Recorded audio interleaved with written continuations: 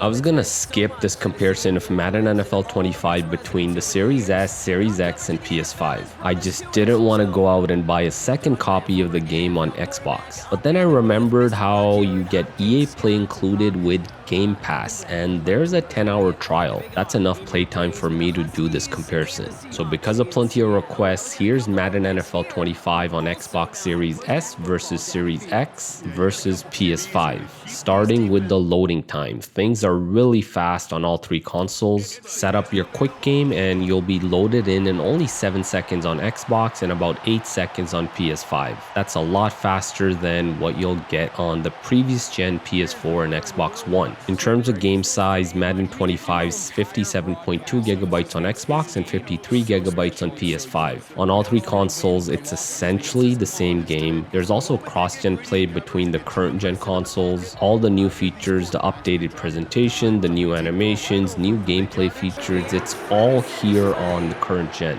The older gen PS4 and Xbox One's missing all those features. On PS4, you might as well call Madden NFL 25 Legacy Edition because it's essentially just a roster update. Back to the current gen. The visuals, the graphics, they're similar on all three consoles. Xbox Series S doesn't have any graphic mode selections in the settings. There's just the one default. The Series X and PS5, on the other hand, do have 3 graphic modes: favor visuals, favor resolution, and favor performance. During the gameplay, all 3 are 60 FPS and all 3 modes look essentially the same. The difference is really during the cutscenes, where favor performance mode gets you 60 FPS cutscenes and replays. The other 2 modes, you'll get 30 FPS cutscenes and replays. I honestly don't see a point in the different modes here. Gameplay is the same 60 FPS, and the cutscenes, I can live with 30 FPS. Here you can see the visual difference between the 3 consoles, and there really isn't much of a difference. You really have to zoom in to see that subtle difference where Series S is slightly lower resolution. In terms of performance, all 3 consoles do a good job of holding 60 FPS during gameplay and 30 FPS during cutscenes and replays for the most part. Unless of course you have performance mode in Series X and PS5 where you get 60 FPS across the board. The Series S is the real winner here. It's cheaper and gets the same visuals and gameplay performance as the more expensive Series X and PS5. So if you want to play Madden NFL 25 on a budget, get yourself a Series S. For the rest of the video, check out some more gameplay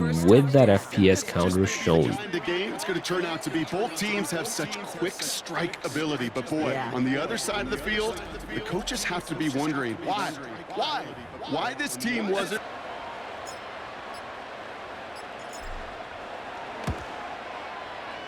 That one splits the uprights, and they add one onto their. Butker on now to kick this one away. Kickoff taken at the 3. And look at this return. And in the end, Brock, an exciting touchback as the return comes out to the 30. Derek Carr. Okay, this is one of those situations where a quarterback has just got to say to himself, poised. Be poised.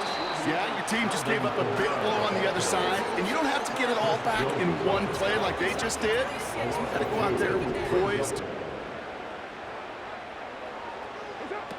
2nd and 12 behind the sticks. Connects with Johnson. And he's got a decent gain before being brought down. He's at 10 now from the 30.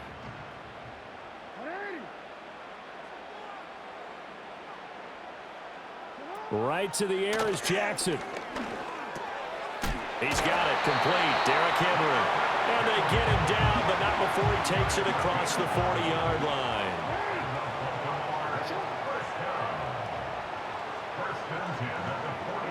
Now it's Jackson.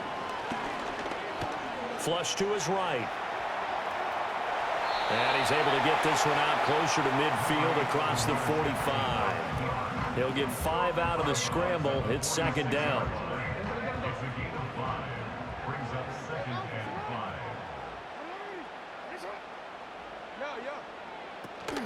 There's the former Heisman winner. It's Derrick Henry. And he's going to be met at the line of scrimmage and taken down. From the gun, it's Jackson. And this pass broken up. And the contact well-timed there, and now 4th down. How about that? Red man coverage and decided to test them early. But it proved up to the task and forced the incompletion. And look at this. They're keeping the punter on the sideline. They're going to go for it here on the opening drive in this first quarter.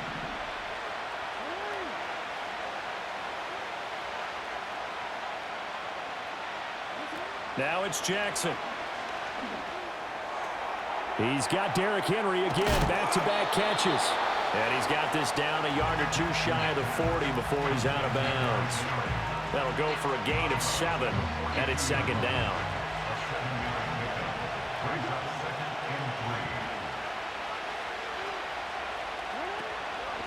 On the ground, this is Derrick Henry.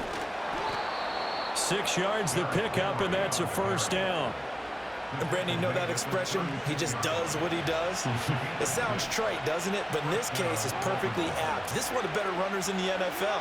And all he does is just find avenues, find ways to pick up key 1st downs and big runs. Now it's Jackson. And he'll go down. The Bears get there for the sack. Montez Sweat, the man that time to fight in and drop him. To throw is Jackson. Looking left side, and he's got a man. That's Henry. And he'll get this one down near the 20-yard line, just shy of the 20. That'll wind up a gain of 27 on the catch and run. Here's Jackson. This is caught. Touchdown. Nelson Aguilar. A 22-yard touchdown grab. And the Ravens put the Knights' first points on the board as they take the early lead. Well, they... That return. So a change of possession here on the punt. And the Chiefs will start their drive in optimal field position.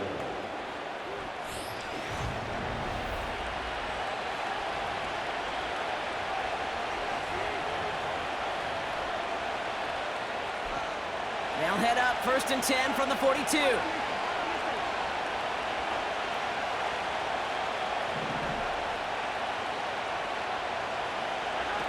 Throwing now, off play action. Throwing deep for the end zone. And they will score. Touchdown, Kansas City. The Chiefs grow their early lead to 13. Well, they definitely wanted to get that one out quick, Brock. They did just that, and it ends in 6.